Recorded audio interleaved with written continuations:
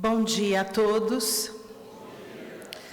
Bom dia aos nossos irmãos que não são visíveis aos olhos da matéria e também estão conosco nesta casa de oração e tarefa cristã, na mesma busca que nós, do pão da vida, aquele que o Mestre disse que quando nos alimentássemos não voltaríamos a sentir fome, e da fonte da água viva, a água que saciaria a nossa sede.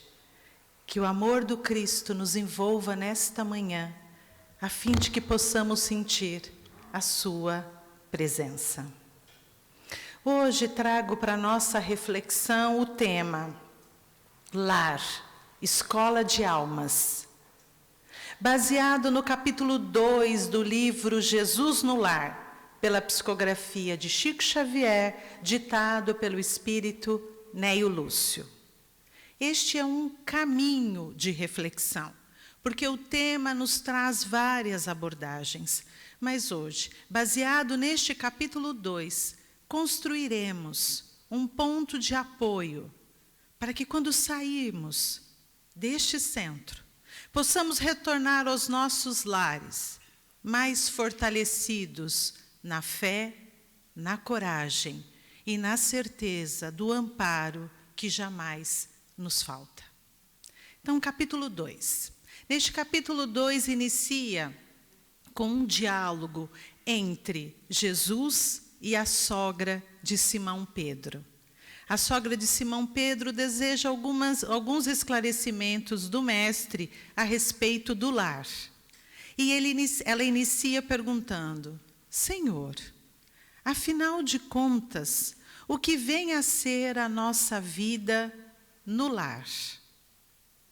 E Jesus responde: o lar é a escola das almas, um templo, onde a sabedoria divina nos habilita pouco a pouco ao grande entendimento da humanidade. E Jesus conclui nesse capítulo dizendo: o lar é um curso ligeiro para a fraternidade que desfrutaremos na vida eterna. E nós trabalharemos o lar, como o próprio Mestre nos traz, como uma escola hoje. Mas a palavra lar, que vem do latim lare, significava inicialmente parte da cozinha onde se acende o fogo. O lar dá uma ideia para nós de aconchego, de intimidade. Eu posso ter um convívio em família, mas não me sentir num lar. Se eu não sinto como um aconchego, como um porto seguro, onde eu posso ser eu mesma, ou onde eu sei que terei aconchego, que terei conforto e auxílio. Então, lar, inicialmente, para que a gente possa construir, nós vamos pensar em aconchego. Não na estrutura física de uma casa, mas onde nós nos sentimos abrigados. Jesus chama de escola, de um templo. Então, nós vamos trabalhar com salas de aula hoje. Jesus trouxe como escola tem suas salas de aula. E para nos ajudar a montar algumas salas de aula para uma construção de um raciocínio inicial, nós vamos até Martins Peralva, no livro Estudando a Mediunidade. Neste livro, Martins Peralva traz tipos de casamento, mas que eu vou pedir licença a Martins Peralva para chamar de salas de aula. E vou trazer 5 salas de aula. Cada um de nós nos sintamos confortáveis para nos ver numa sala de aula, ou talvez dizer, nenhuma dessas definições me vejo. Eu já me achei numa sala de aula. Fica aqui comigo, a sala que, por hoje, nesta encarnação, eu estou matriculada.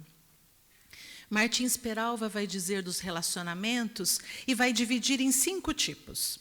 E ele vai trazer para nós os relacionamentos, as salas de aula, dos afins.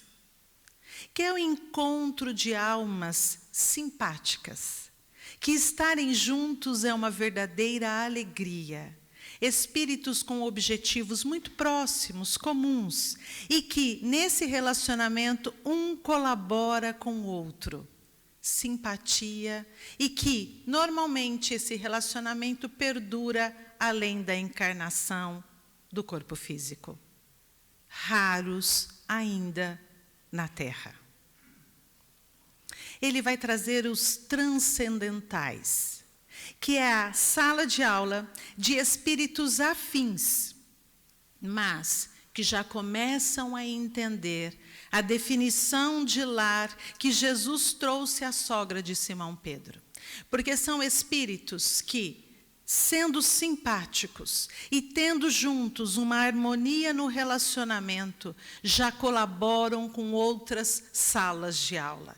Jesus diz à sogra de Simão Pedro que o lar é uma escola para que nós possamos ter o entendimento da humanidade.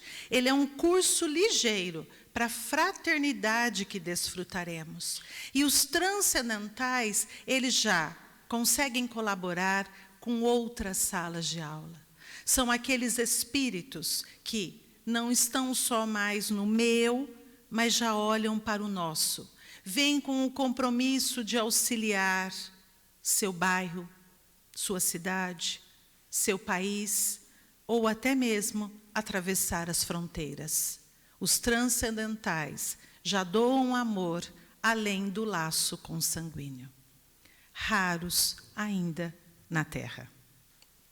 Mas aí ele traz os provacionais, que é o encontro de almas mutuamente comprometidas, que estão juntas com o objetivo de pacificarem as suas consciências diante de erros cometidos no passado e, ao mesmo tempo, desenvolverem virtudes da paciência, resignação, fraternidade, perdão, os mais comuns na Terra. É a sala de aula onde os espíritos se reencontram. E às vezes nós temos um hábito de pagar dívidas, vem para sofrer. Não, Martins Peralva diz, é um encontro de almas que estão comprometidas. Possivelmente com erros cometidos no passado, mas o reencontro agora é para quê? Pacificarem as suas consciências diante de erros cometidos e, ao mesmo tempo, desenvolverem virtudes. Pacificar a consciência por quê? Segundo o Livro dos Espíritos, questão 621, onde estão as leis de Deus? Na consciência. Seguir para o Pai é preciso que eu esteja em equilíbrio com as leis de Deus. Ao pacificar a consciência, eu não estou simplesmente pagando dívida para um espírito. Não é isso. Eu estou me reequilibrando com as leis de Deus para que a minha caminhada continue com passos seguros. Como eu posso estar em harmonia com o Pai, em desarmonia com o meu próximo. Então ele traz, nessa sala de aula, estaremos nos reajustando com os espíritos, para que a nossa consciência possa estar pacífica, tranquila, mas ao mesmo tempo desenvolver virtudes. Mais ou menos assim. Eu preciso começar a trabalhar a virtude da paciência. E a paciência, para que ela cresça, é preciso que em mim a cólera diminua. Capítulo 9 do Evangelho segundo o Espiritismo. Bem-aventurados os brandos e pacíficos, cólera e paciência estão no mesmo capítulo, mostrando que uma precisa ceder para que a outra cresça. Plano reencarnatório, por exemplo, meu. Rosana, você estará indo para uma sala de aula e agora trabalhar a paciência. E eu reencarno com um grupo que diz, sim, Rosana. Pois não, Rosana. Claro, Rosana. Você sempre tem razão, Rosana. E eu posso dizer, nossa, eu sou tão paciente. Quando estamos numa sala de aula na escola, o conteúdo oferecido a nós é a fim de desenvolver os nossos potenciais.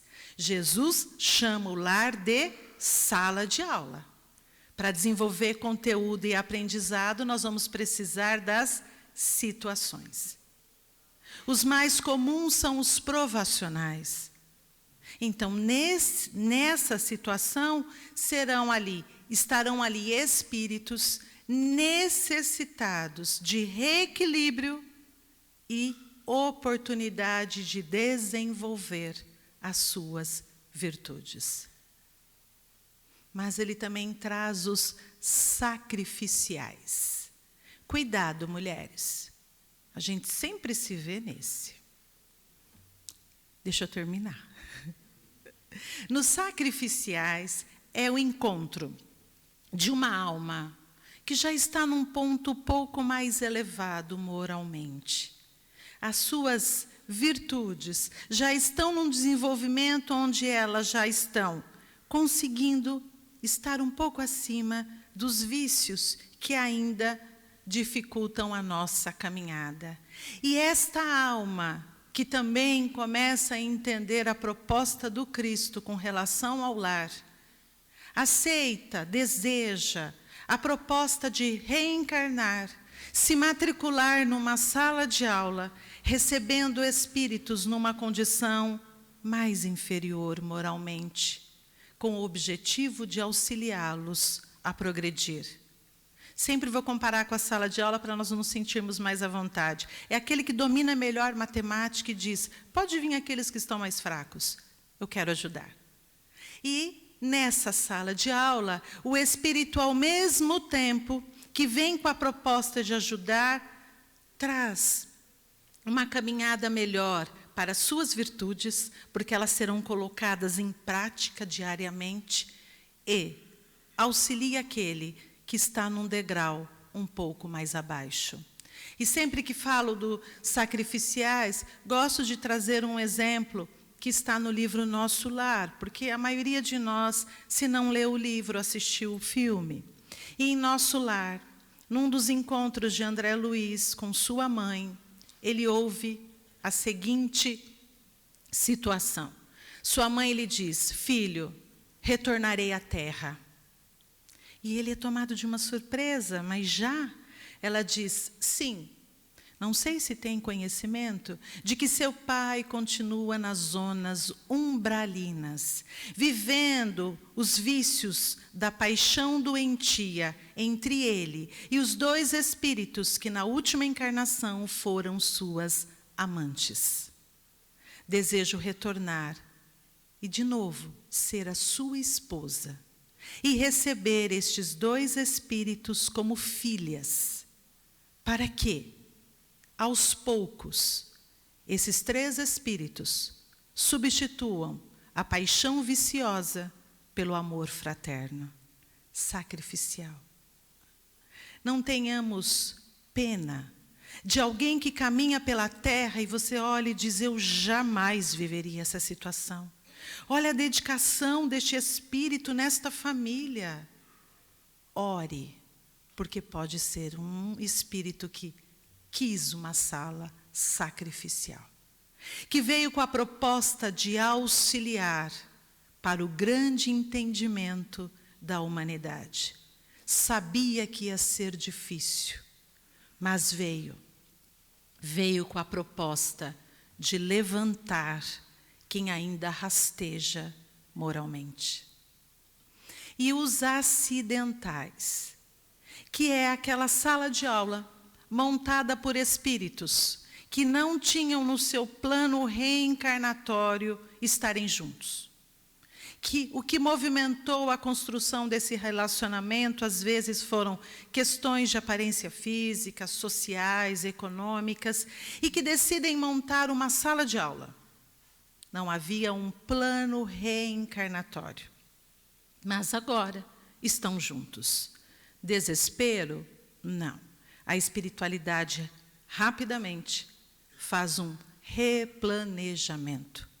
Ela reorganiza e traz tudo o que for possível para ajudar que esses espíritos que não tinham ali uma ligação para esta encarnação possam viver de maneira harmoniosa, o melhor possível nesta sala de aula.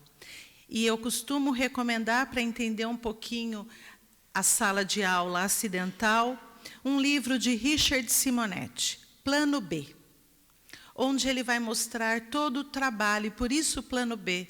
Rapidamente, a espiritualidade vai reconstruindo e organizando para ajudar esses espíritos a fazerem desta encarnação o melhor possível. Então, 5 salas de aula: afins, transcendentais, provacionais, sacrificiais e acidentais. Não vou dizer que somos nós, mas, segundo Martins Peralva, os provacionais são os mais comuns. Se são os mais comuns, eu imagino que pelo menos alguém aqui possa se identificar com o provacional. Eu consigo me identificar com essa sala de aula e a doutrina tem me ajudado muito a vivenciar as experiências necessárias. Se os provacionais são os mais comuns, e talvez agora me observando, alguns estejam pensando: Rosana, mas você não conhece a minha sala de aula. Sim, por isso vamos tentar nos ajudar hoje. Se eles são os mais comuns, há algo que nós precisamos pensar, refletir para nos ajudar. Os espíritos que estão conosco hoje, que construímos um lar para viver companheiro e companheira, companheiro e companheiro, companheira e companheira, isso para nós, no momento, não tem a menor importância, são espíritos. Não podemos esquecer que esse espírito que retorna, ele não é um espírito inexperiente. Por mais que seja difícil, a gente às vezes olha para um filho e conhece reencarnação, estuda, mas parece que é a primeira vez que ele está tomando um corpo físico. Primeira vez que esse espírito vem à Terra. Olhamos às vezes para quem caminha conosco no papel de marido, no papel de esposa, e parece que é a primeira vez. Não.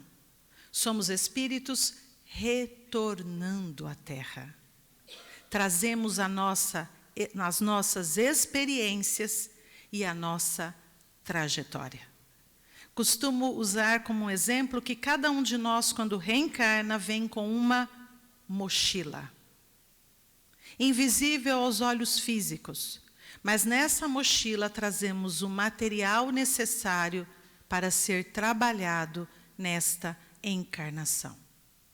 Nós trazemos ali o que nós temos já de positivo para nos ajudar e as dificuldades necessárias para serem trabalhadas. Então, na verdade, é um encontro de mochilas. Eu não farei com que o marido fique do jeito que eu quero. Eu não serei do jeito que ele quer. Seremos espíritos numa troca, onde eu posso colaborar com o material que vem na mochila dele, e ele pode colaborar com o material que vem na minha mochila. Mas estamos juntos para trocar e aprender. Ele traz necessidades, eu trago necessidades, e vai ser na troca, mas não vai ser ficando como eu quero, porque ele não veio para ficar como eu quero. Ele veio para progredir. Ele veio para melhorar. Então não podemos esquecer hoje, quem convive conosco no nosso lar é um espírito que tem uma história. Ele já teve vivências, ele já participou de outras salas de aula. E hoje ele vem num papel de filho, marido, mãe, pai, tio. Mas ele é um espírito com as suas experiências. E isso é importante para que nós não caiamos no erro de achar que vai ter que ser tudo aqui do meu jeito. Porque talvez o meu jeito não é o melhor jeito. E se eu não começar a abrir espaço para a troca, teremos muitas dificuldades em caminhar juntos. Jesus diz que o lar é um curso para fraternidade. No Livro dos Espíritos, na questão 695, diz que o casamento, ele é, para nós, progresso. É um sinal de progresso na humanidade. Então, estarmos juntos é viver aquilo que um dia entenderemos como família universal. Mas então, tá bom. Tenho minha sala de aula, muitos de nós podemos estar vivendo a experiência do provacional. E agora? O que fazer? Vem aqui algumas dicas, nada que seja o que nós devemos seguir, mas que pode nos ajudar. Uma delas é: deseja construir um lar? Um lugar de aconchego? Um lugar onde eu me sinta acolhido? Dê o primeiro passo. E o que é dar o primeiro passo? É buscar aplicar o Evangelho de Jesus no dia a dia. Tem um grupo de araras que chama Toque na Alma, que tem uma música que diz: o Evangelho do Cristo não é só livro de prece, é a lei que o mundo carece. É roteiro de boas maneiras, é a luz para a humanidade inteira. Evangelho não é para aquele momento da semana no culto do Evangelho do Lar. Evangelho é a aplicação no nosso dia a dia. Se eu vim para trabalhar a humildade e estou caminhando com alguém que está muito enfermo do orgulho, se ele continuar sempre emburrado, e eu dizendo que é ser assim que seja, não estamos no exercício de troca, dar o primeiro passo. Quando eu ia falar desse assunto em Araraquara, num domingo também de manhã, e no meio da semana, o marido fez uma coisinha que eu não gostei muito, e mulher assim, a gente demora para ficar brava com alguma coisa. Precisa fazer muito para a gente ficar brava, não é? Então, ele fez uma coisinha que eu não gostei, eu já fiquei meio assim. Aí ele olhou, fez, bom, tudo bem. E passou aquele dia só nos monossílabos, só respondendo o que era necessário. Na hora de dormir, eu fui fazer uma prece, e anjo da guarda é uma coisa complicada, né? Ele fez assim para mim, então, né? Vai falar desse assunto domingo. Aí eu pensei, primeiro passo. E fiz assim para ele: Beto, estou dando o primeiro passo. E a gente começou a rir. Sabe por quê? A gente cria graves problemas com coisas muito pequenas. É o orgulho dizendo: não ceda, Rosana. E aí a gente não cede. Porque muitas vezes a discussão começa com uma coisa muito insignificante. Mas como eu preciso ganhar, e quando eu acho que eu estou perdendo, eu busco aquilo de 30 anos atrás, que foi grave. Mas a questão agora não era grave, mas eu busco. E ele busca o de 10 anos. E a gente começa, já não sabe qual foi a discussão inicial. O importante é não perder. Se eu desejo me alimentar do pão da vida e beber da fonte da água viva, é preciso dar o primeiro passo. Viver o Evangelho. Viver o Evangelho e entender que não é perder, na verdade é ganhar. Não foi isso que Jesus disse? Todo aquele que quiser salvar a sua vida, perdê-la-á. Mas todo aquele que perder a sua vida por amor a mim, ganhá-la-á, salvá-la-á. Então há momentos em que dizer, vamos conversar, é importante. Da mesma forma que haverá momentos em que alguém disser, me permita ficar só. E nós saibamos respeitar. Sozinho por quê? O que eu te fiz? O que aconteceu? eu preciso desse momento. Porque às vezes nós insistimos e a pessoa acaba sendo ríspida, porque ela precisava de um momento. E eu não dou esse momento. Ela não estava em equilíbrio para falar comigo agora. Permita este momento. Dar o primeiro passo na construção de um relacionamento saudável. E se eu tiver que dar o primeiro passo sempre, qual é o problema? Ah, mas aí eu estou vivendo o evangelho todos os dias. Mas e o outro? Não está querendo viver evangelho ainda. No final das contas, quem ganhou e quem perdeu?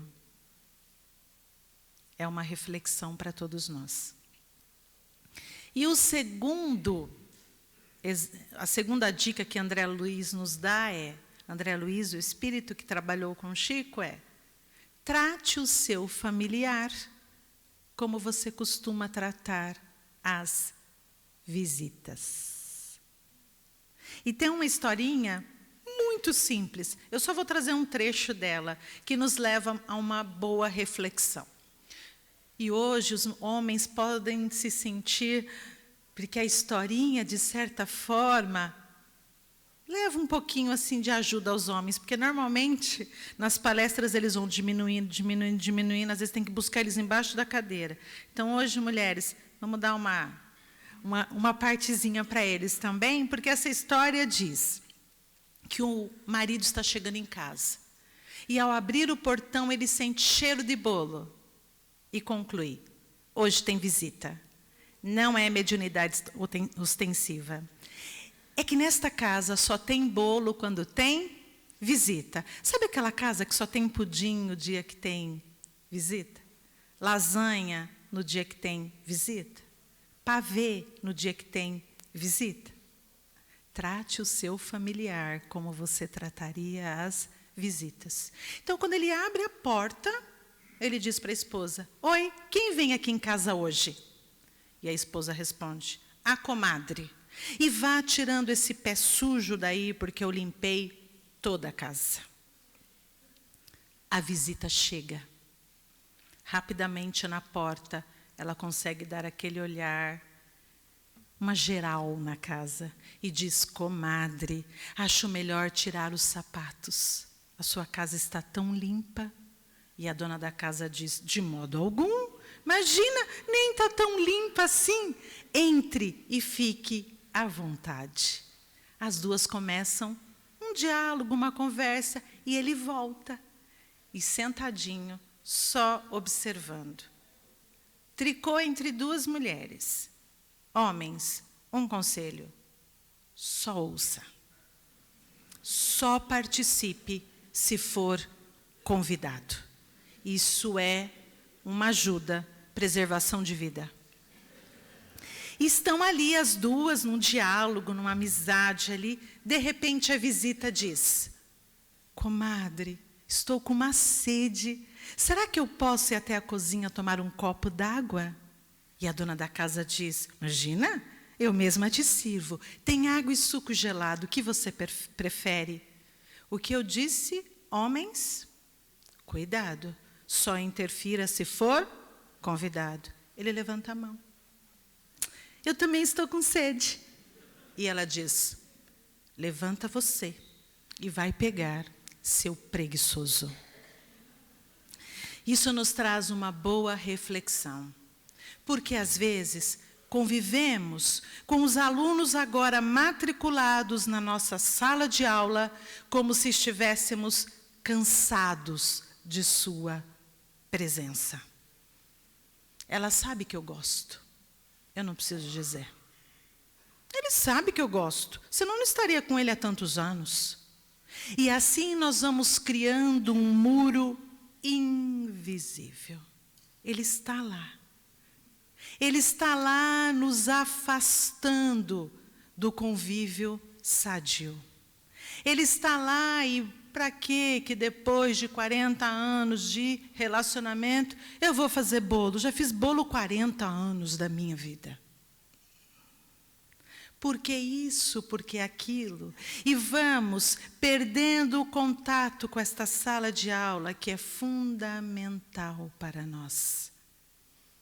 E este muro invisível vai nos afastando daqueles espíritos que nesta encarnação seriam os principais auxiliares da nossa mochila. E talvez a gente possa pensar, mas visita é mais fácil. Mas tem visita que é tão difícil. Tem visita que você pensa assim, nossa, ela vem. Qual foi a sobremesa que eu fiz a última vez? Porque se eu repetir a mesma sobremesa, ela vai dizer, nossa, de novo, Rosana, sempre que eu venho aqui você faz essa? Ou, deixa eu ficar no exercício de oração, porque eu tenho que tomar cuidado com o que eu falo, porque às vezes me lindra. Nós não vamos neste trabalho? Este cuidado, nós muitas vezes não temos com quem caminha conosco. Eu posso dizer o que me vem à boca? Não. Não. Eu preciso refletir no que vou dizer. Para que aqueles que estão tão próximos de mim não vivamos na mesma casa, mas sem aconchego e sem um lar. Porque é preciso amar as pessoas como se não houvesse o amanhã. Porque se você parar para pensar, na verdade não há. Quantas vezes, eu podia ter dito. E trago um exemplo muito simples. Uma senhora que eu carrego o exemplo no meu coração. Dona Maria, que passava roupa para mim. E eu saía do trabalho e passava na casa da Dona Maria para pegá-la.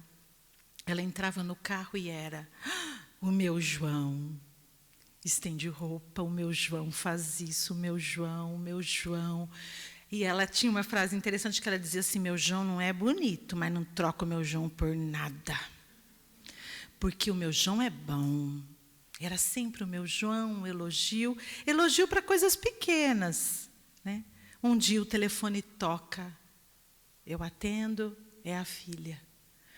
Essa semana a mãe não vai poder passar roupa, porque o João, o pai, faleceu.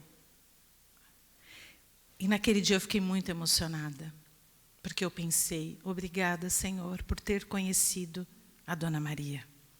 Porque Dona Maria sentirá a dor da saudade, mas não sentirá a dor do remorso.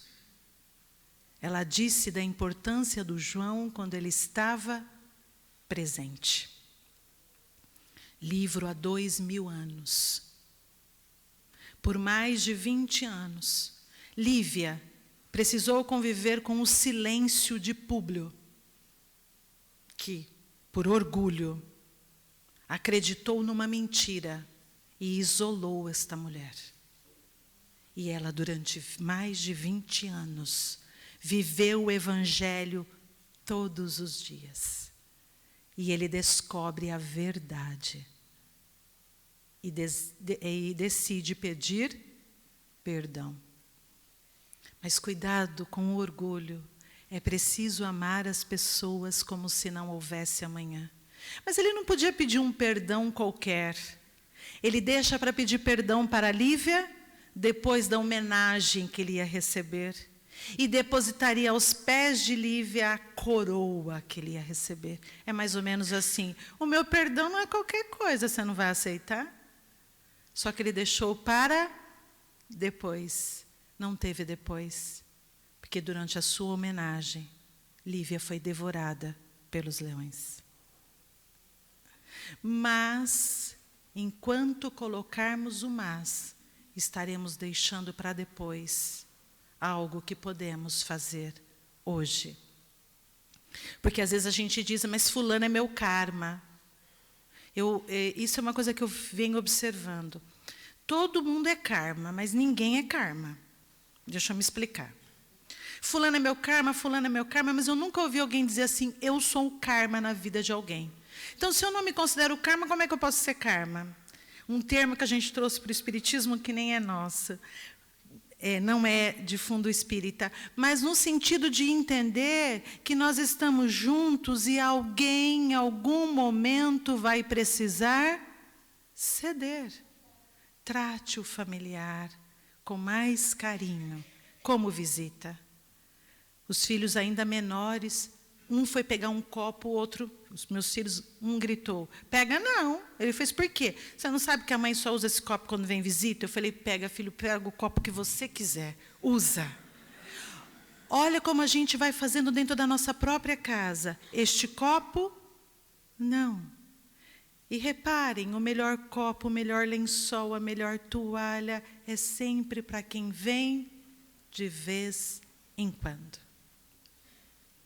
Mas não é quem está matriculado conosco nesta encarnação. Para trabalhar o egoísmo, o melhor é viver em família. Questão 913 do Livro dos Espíritos. Kardec pergunta qual é a maior chaga que entrava o nosso progresso. E os Espíritos respondem, o egoísmo, porque dele deriva todos os outros males. E na questão seguinte, Kardec vai trabalhar, já que o egoísmo é tão sutil, como nós vamos poder trabalhá-lo? E lá está, toda uma resposta que no final diz, e isso depende da educação. E não está dizendo da educação do banco escolar só, está dizendo da educação da sala de aula, como Jesus chamou. Pensemos, eu sou muito egoísta, o que é meu é meu. Não posso reencarnar como filha única. Seria um estrago. Então, mais ou menos, reencarna junto de outros irmãos que mexem no que é meu sem pedir. Para que a gente possa ir trabalhando. Então, não alimentemos, ai, filho briga muito mesmo, é normal. Não. Apliquemos evangelho. Ontem, os dois em casa, começou um probleminha por causa de um carregador de celular. Um pegou sem pedir para o outro. E ele, o que pegou faz isso sempre. Você vai procurar alguma coisa, onde está? A frase dele é sempre, foi mal. E o outro começou a ficar nervoso. Eu disse, gente, calma. E aí, sabe o que eu fiz? Uma prece. Sozinha. Não chama eles dois para fazer prece, agora vai dar uma confusão. E pedi que alguém cedesse. O que ficou nervoso pelo carregador foi o primeiro que chegou perto e disse, que horas que a gente vai sair? O outro fez, às 17. Não alimentemos. Nós passamos a achar comum discussão, não. Troca de ideias, diferenças, mas dentro de um diálogo que nos leve à educação. Então, para trabalhar egoísmo, precisamos estar matriculados numa sala de aula. Estamos com as nossas melhores companhias. Inacreditável, não é? Mas estamos com as nossas melhores companhias. Por isso, tomemos cuidado com situações em que os filhos sempre têm muitas queixas dos pais. Como se eles, os pais, o tempo todo tivessem que só acertar. Você culpa seus pais por tudo. Isso é um absurdo. São crianças como você. Estamos matriculados, trocando de papéis, ora pai, ora filho, mas não estamos numa condição moral tão elevada que eu sempre vou acertar. Livro Missionários da Luz, reencarnação de Segismundo. Adelino, que vai recebê-lo como filho, está inseguro, com medo. Sigismundo, com medo. Então, muitas vezes, receber agora um filho, teremos medo. Medo de errar de novo, medo de não dar o amor que eu me comprometi, medo de que as minhas fraquezas me façam ceder e não entender o que Jesus disse, que seu sim seja sim e que seu não seja não. Por isso, estou com dificuldade em aceitar os meus pais. Capítulo 14 do Evangelho segundo o Espiritismo. Honrar vosso pai e vossa mãe. Às vezes a gente atende jovem muito bravo com os pais. Às vezes pessoas em idade madura muito bravas, que eu não consigo perdoar. E às vezes eu brinco, não perdoa.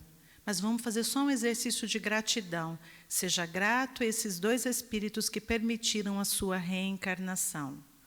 Não precisa perdoar. Seja grato por todas as noites que eles passaram em claro, controlando a sua febre, mas não precisa perdoar. Seja grato por todas as vezes no exercício de te ensinar a caminhar, amparando as suas quedas, mas não precisa perdoar. Seja grato pelo alimento que chegou à mesa, mas não precisa perdoar. E nós vamos no exercício até que a pessoa diz, nossa, até que dá para perdoar. Cuidado, estamos todos num trabalho de aprendizado. Mas eu falei do livro Jesus no Lar, só trouxe um trechinho, vocês devem estar pensando, mas ela disse que nós estaríamos baseados no livro Jesus no Lar. Vamos voltar para ele. Eu brinco que nesse dia a sogra de Simão Pedro pensou, é hoje que eu pego Jesus. Quero ver ele sair dessas. E ela vai insistindo, ele disse que é uma escola, um templo, né? Ele traz assim uma definição até poética. E aí ela diz, sim.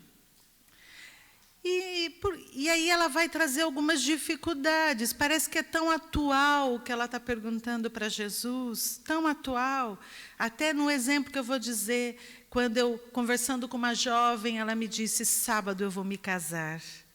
E uma senhora que estava do lado disse, o quê? Ela falou, sábado eu vou me casar. E ela disse, se eu tivesse a sua idade, eu jamais faria isso. O que acontece para alguém no início estar tão feliz e alguém depois de tantos anos não conseguir enxergar mais esta alegria de caminhar juntos? A sogra de Simão Pedro perguntou isso para Jesus. Porque ela diz para ela, mestre, iniciamos a tarefa entre flores, para logo vir pesada colheita de espinhos. A jovem está nas flores. A senhora que disse isso estava nos espinhos. No começo é a promessa de paz e compreensão, mas logo vem as pedras e os dissabores. Não podemos negar as dificuldades que surgem. E ela pergunta isso a Jesus. E o mestre sempre nos traz de material didático a natureza. E muitas vezes iniciava a sua explicação com uma pergunta. Porque ele diz para ela, que fazes com as lentilhas antes de servi-las à refeição? Devo levá-las ao fogo para cozinhar e depois tempero-as para que fiquem agradáveis ao sabor. E o pão? Acaso pretendes servi-lo cru? De modo algum. Devo antes levá-lo ao calor do fogo. E Jesus diz para ela, o lar, muitas vezes, é o forno preparador e o calor da aflição do cozimento, a reparação. Às vezes compramos uma ideia de que viver numa sala de aula em família é viver sem nenhuma dificuldade. E quando Jesus usa o pão como exemplo, não pensemos na máquina de pão, né? Porque algumas facilidades podem nos tirar o entendimento, mas pensemos na maneira que se fazia pão antes. É preciso misturar os ingredientes. E se eu errar na quantidade do fermento, do leite ou do ovo, eu posso desandar a massa. E depois de misturados os ingredientes, é preciso que essa massa busque uma forma homogênea. Descanse.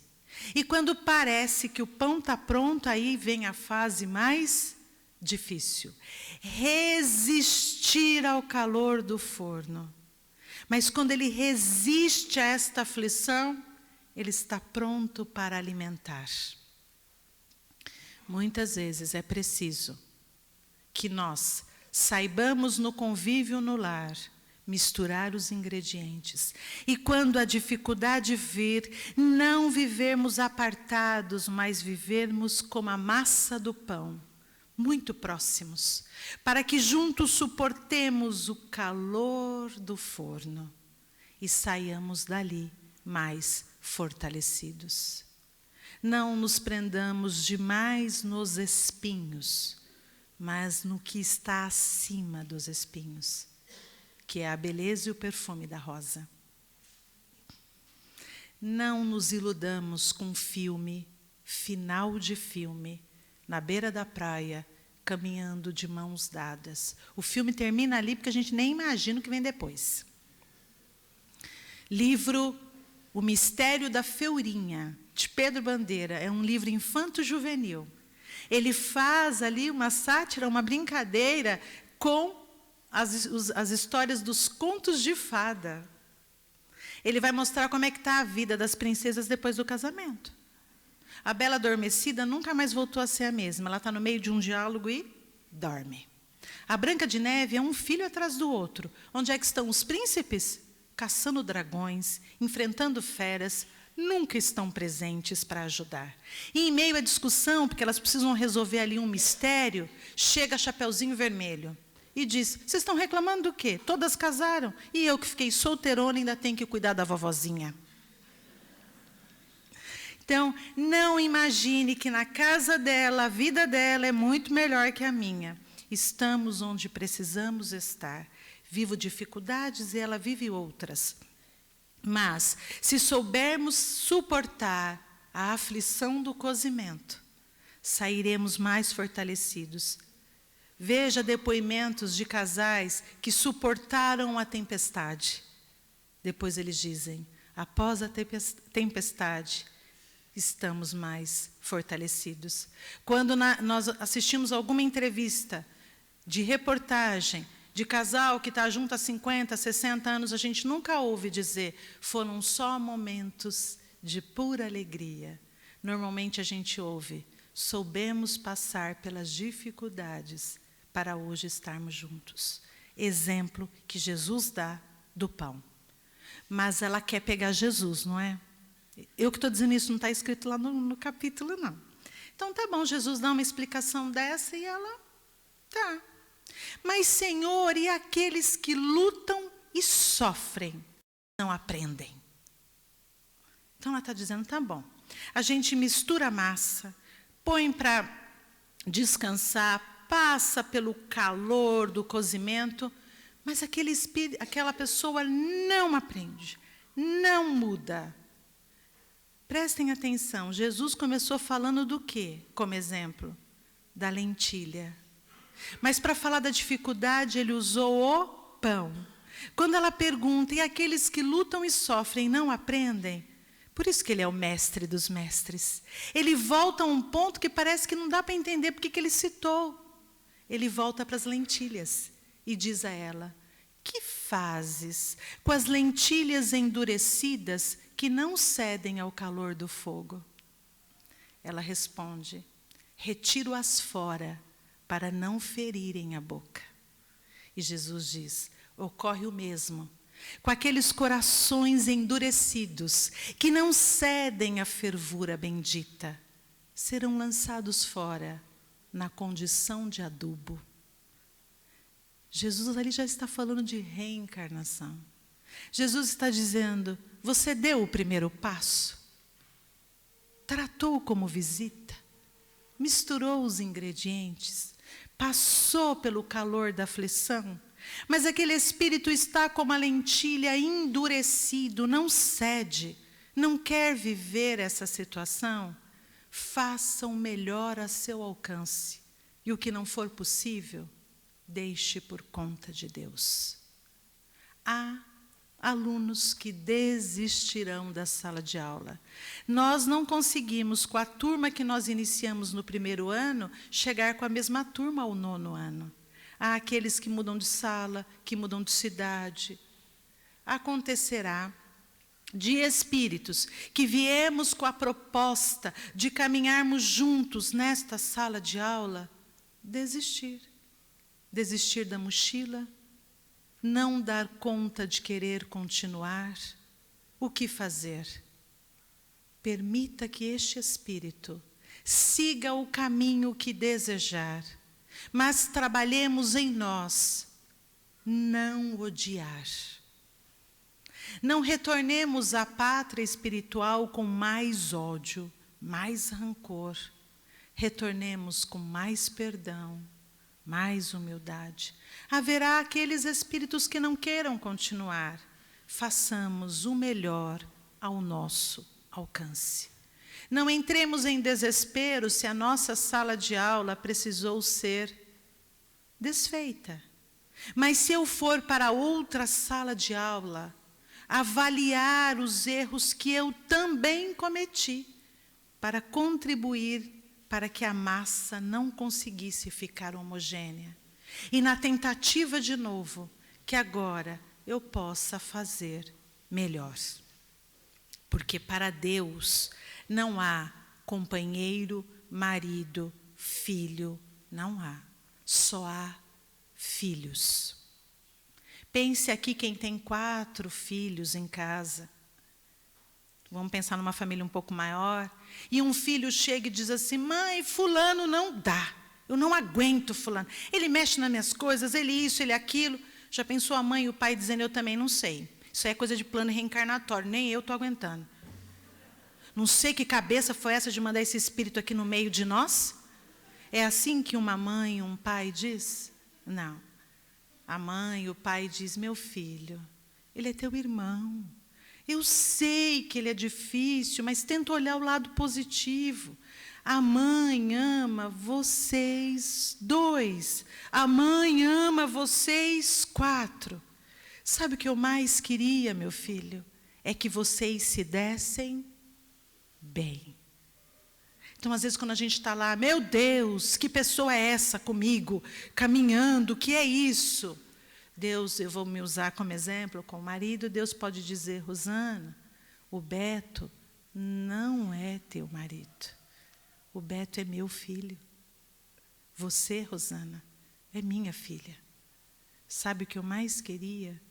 Que vocês se dessem bem.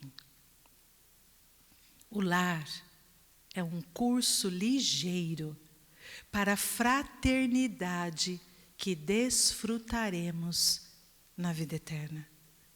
E aqui não é no sinal de, não é na fala de passar de ano ou ser reprovado, porque na escola de Deus não existe reprovação, existe nova oportunidade. Mas que possamos fazer o melhor ao nosso alcance nesta oportunidade. Porque Joana de Cusa, quando conhece o Evangelho e vive todas as dificuldades com um marido leviano, ela, quando sabe que Jesus está em Cafarnaum, não perde a oportunidade de ir até ele. E vai. E em meio àquelas pessoas, ela usa um traje da serva para poder disfarçar o seu cargo, o cargo que o marido ocupava. Ela fala de todas as suas dificuldades na vivência com o marido. E Jesus ouve. Às vezes, o melhor que nós temos a oferecer a uma pessoa são os ouvidos. Jesus não a interrompe. E quando ela termina, Jesus diz para ela: Joana, tu me amas? E ela diz: sim, Senhor, eu o amo. E pelo Senhor eu sou capaz de dar a própria vida. E ele diz: se tu me amas, volta para casa e ama a Cusa. Ama teu marido. Se já desejamos servir ao Cristo, Ele está dizendo: Gleides, ama teu próximo, e assim tu me amarás. Ele está dizendo: Rosana, ama quem caminha contigo na sala de aula, e assim tu me amarás. Mas se este espírito desistir da sala de aula, ama mesmo assim, porque ele encontrará outra sala de aula. E rogue a Deus para que onde ele estiver agora, ele possa ser melhor do que ontem. E que você também, onde estiver, possa ser melhor do que ontem. Porque no final, o que Deus espera de todos nós é que nós possamos nos dar bem. O Evangelho do Cristo não é só livro de prece. É a lei que o mundo carece. Mais Evangelho no lar, mais amor entre nós. Que cada um de nós, ao retornar às nossas salas de aula, possamos lembrar de Renato Russo. É preciso amar as pessoas como se não houvesse o amanhã.